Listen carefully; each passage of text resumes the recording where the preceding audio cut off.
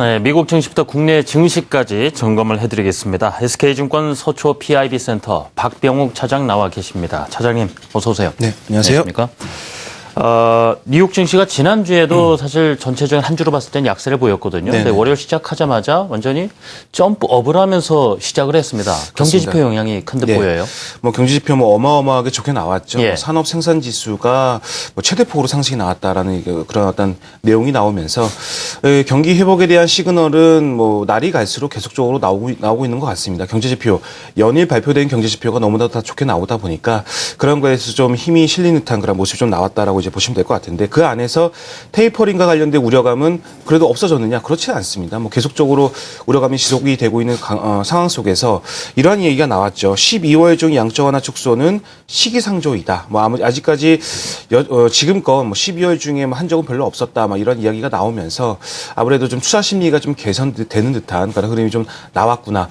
결과적으로 봤을 때는 제가 봤을 때 어제도 제가 말씀을 드린 바 있었는데 이런 내용들을 이미 우리도 이렇게 알고 있는데 미국 현지에서는 뭐 모를까요? 뭐 대부분 다 알고 있는 내용이겠죠. 근데 다만 뭐 언제이냐, 뭐 그게 뭐 이번 주냐, 아니면 뭐 내년 1월이냐, 3월이냐 이런 어떤 시기에 따라 어떤 달라지는 것 뿐이지 결국에는 뭐 양적 완화 축소와 관련된 이야기는 할 것이며 그리고 그러한 내용들은 이미 주가에 다 반영되고 있는 그런 흐름들이 아니겠느냐 생각이 듭니다. 그래서 오늘 아침에 마감한 뉴욕 증시의 어떤 상승은 그러한 것들을 좀 타파한 듯한, 그러니까 다 반영됐다, 뭐 우리는 다 이겨낼 수 있다 이런 것들을 양호한 경제 지표로 인해서 어떤 뭐 이겨내는 듯한 그런 흐름이 좀 나왔구나라고 생각을 하시면 될 것 같습니다. 또 한 가지 유럽 증시가 또 의미 있는 또 반등이 나왔거든요. 아무래도 유럽 제조업 지표가 좀 호조세를 보이면서 유럽 증시가 대부분 다 1%에 가까운 또는 넘는 상승세가 나오면서 반등이 나왔기 때문에 이는 글쎄요 뭐 뉴욕 증시 현지가 아니라 유럽에 어떤 영향이 있다라면 이것은 결국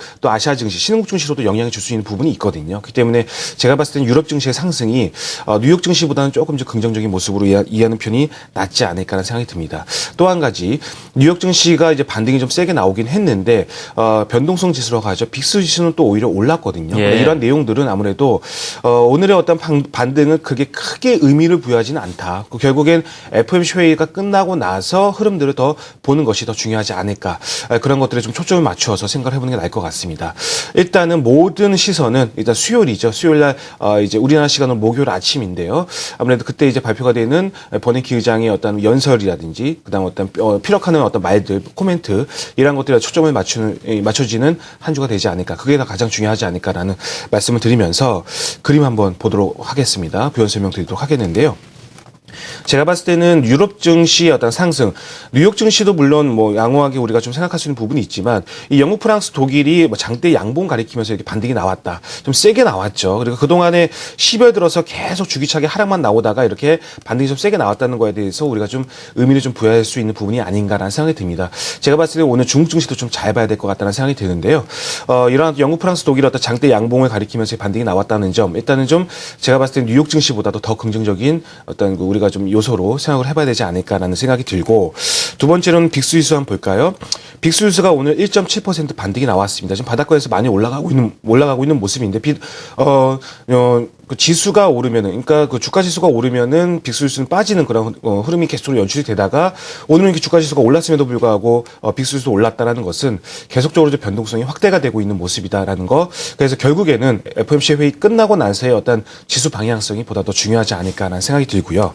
마지막으로는 GM자동차 오랜만에 한번 보도록 하겠는데 GM자동차가 오늘 3.5% 올랐습니다. 산업생산지수에서 자동차 품목이 또 대거 큰 폭으로 상향되지 않았겠습니까? 예. 그런 어떤 영향에 의해서 GM도 지금 52주 신고가를 가리키고 있는 모습인데요. 이렇듯 글쎄요, 뭐 모든 것은 주가지수라는 것은 종목들의 어떤 그 평균치를 또 주가지수화한 거 아니겠습니까? 이렇게 신고가 나고 있는 종목들이 계속적으로 나타나고 있다는 점, 제가 봤을 때는 뉴욕 증시 쉽게 무너지지 않을 것 같습니다. 그래서 이러한 점도 우리가 좀 생각을 해봐야 될 것 같다 말씀드리겠습니다. 그렇군요.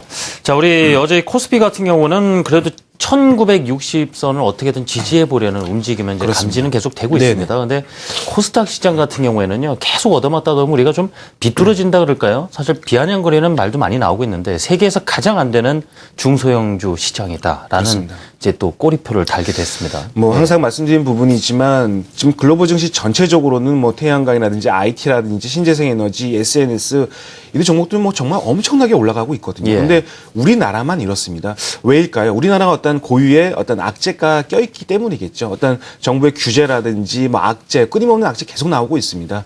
그런 것들 때문에 지금 억누르고 좀 못 올라가고 있지 않겠느냐는 생각이 드는데 뭐 항상 말씀드린 부분이지만 이러한 시장이 계속 진행이 되리라고 보장은 없습니다. 결국에는 이러한 것들도 시간이 지나면 다 해결이 될 것이며 결국에는 이제 뭐 내년 초 정도 되면은 중소형주의 어떤 상승도 좀 많이 올라가지 않을까, 중요 상승도 우리가 좀 기대를 해봐야 되지 않을까라는 생각이 드는데 하지만 지금은 어쩔 수가 없겠죠. 뭐 계속 빠지는데 이거에 이겨낼 수 있는 뭐 받아들여야죠. 재간이 뭐 예. 없을 겁니다. 그렇기 때문에 받아들이고 나서 시간이 지나고 어느 정도 좀 탄력이 붙을 때까지 좀 기다려봐야 되지 않을까라는 생각이 드는데 어쨌든 오늘 MSCI 한국 지수도 1% 넘게 상승이 나왔고요. 야간 선물도 거의 1% 가깝게 오름세가 나왔기 때문에 오늘 당연하겠죠. 일단 상승 출발할 겁니다. 하지만 외국인의 매매 동향이 어떻게 또 펼쳐질지 뭐 일단은 외국인들이 오늘 매수 강도를 높인다면 뭐 아주 뭐 이 높은 상승률이 나올 수 있겠지만 높게 시작해서 또 외국인이 또 만약에 판다라고 한다면 또 전강 후약의 고약한 장세가 나올 수 있는 부분이 있거든요.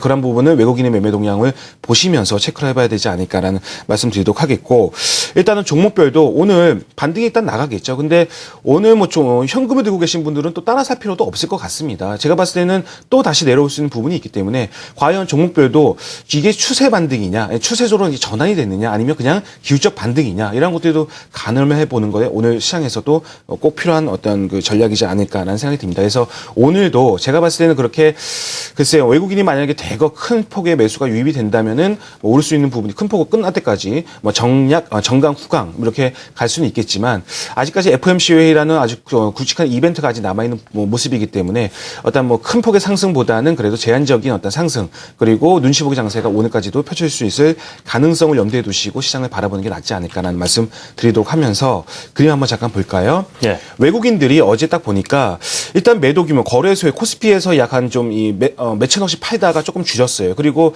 선물 계약에서 2,500계약 매수가 들어왔거든요. 그래서 이러한 흐름들이 오늘까지 이어질 수 있을런지 만약에 장중에 외국인의 매매가 계속적으로 좀 순매수 뭐 이렇게 이어진다면은 제가 봤을 때는 괜찮을 수 있는 부분이 있기 때문에 외국인의 매매 동향이 오늘 일단은 높게 상승 출발하겠지만 결국에는 외국인의 매매 동향이 가장 중요하지 않을까 말씀드리도록 하겠고 두 번째로는 MSCI 한국 지수와 코스피 지수 비교 차트인데요.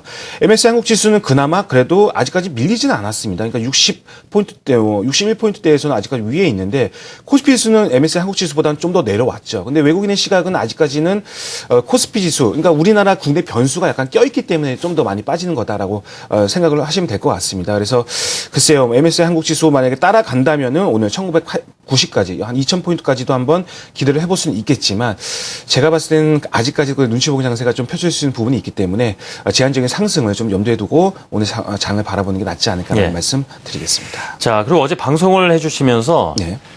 지금부터는 이제 위기 속에서 사실 기회를 잘 찾아내면은 더 큰 결실을 얻을 수 있는 건 아니겠습니까? 그렇습니다. 지금 이렇게 장이 안 좋은 상황에서 그래도 이제 슬슬 매수에 나서 볼 만한 종목들을 그렇습니다. 오늘부터 좀 찾아보겠다 말씀해 주셨거든요. 그러니까 오늘부터 예. 좀 찾아보겠다 말씀드리고 나서 어제도 제가 종목 좀 몇 개 좀 찾았는데 네. 이제는 불과 올해 거래 일수가 이제 9일밖에 남지 않았습니다. 그리고 9일밖에 남지 않았고 그리고 내년은 우리가 좀 준비를 해야 될 것 같은데 가장 먼저 내년은 무엇을 준비를 해야 될까? 가장 먼저 보니까 물론 뭐 대형주들의 계속적으로 분할 매수 좋겠지만 일단 내년 초에 매년 열리는 CES가 있습니다. 그러니까 라스베가스에 열리는 가전 박람회라고 보시면 될 것 같은데 그거에 대해서 초점을 좀 일단 맞춰보고 그거 모멘텀을 갖고 있는 회사들은 조금씩 분할 매수해 나가는 전략도 괜찮지 않을까라는 생각에서 말씀을 좀 드리도록 하겠는데 네. 일단은 매년 이 CES 그러니까 가전 박람회인데요. 매년 열리죠. 근데 내년에는 1월 7일부터 1월 10일 날 열립니다. 근데 그때 소개되는 어떤 가전 제품, IT 제품은 일단 앞으로의 어떤 IT 업황을 어떤 IT 업황의 어떤 미래를 우리 알 수 있는 대목이 있기 때문에 굉장히 중요하지 않을까 생각이 드는데 내년 CES의 키포인트는 바로 UHTV, 그러니까 울트라 HD TV라고 보시면 될 것 같습니다. 예. 그래서 이와 관련된 관련된 OLED와 관련된 종목들, 그리고 UHA, BLU LED 관련된 종목들, 이러한 종목들에 대해서는 관심이 좀 필요하지 않을까 하는 생각이 듭니다. 주가도 많이 빠졌거든요. 그래서 루멘스, 덕산 하이메탈, SFA 이런 등과 같은 종목들은 뭐 바닥에서 아직까지도 계속적으로 기고 있는 모습입니다. 그렇기 때문에 제가 봤을 때는 오늘 첫 번째로 좀 소개시켜드리고 싶은 종목들은 내년 CES를 한번 염두에 두고 이와 관련된 종목들에 대해서 한번 관심을 가져보는 것도, 물론 L전자, 삼성전자는 아주 위에 있고요. 그리고 그와 관련된 부품 업체들 많이 빠진 종목들이 굉장히 많이 있기 때문에 이러한 종목들도 한번 관심을 가져보는 것도 조금씩 이제는 좀 진행을 해봐야 되지 않을까라는 뜻에서 내년 CES를 대비한 종목들에 대해서 말씀을 한번 오늘은 드려보도록 하겠습니다. 예. 자, 이 종목들이 지금 장속에서 보면은 이제 빠졌다고 해서 뭐 바닥이 아니라 막 추가 하락하는 종목들이 많이 있지 않습니까? 그렇습니다. 그다음에 이 종목들은 아마 조금씩 버텨줬던 종목들인가요? 그렇습니다. 지금 앞서 예. 말씀드렸던 종목 세 종목은 예. 그나마 저점이 안 밀리고 계속적으로 그 수준에서는 한두 달간 옆으로 횡보하고 있는 모습이 나타나고 있거든요. 예. 그러니까 주가의 힘이 아직은 좀 있는 것 같습니다. 그래서 알겠습니다. 분할 매수 관점 유지하는 게 좋을 것 같습니다. 자, 지금까지 SK증권 서초 PIB센터 박병욱 차장과 함께 했습니다. 차장님, 감사합니다. 잘 들었습니다. 수고하셨습니다.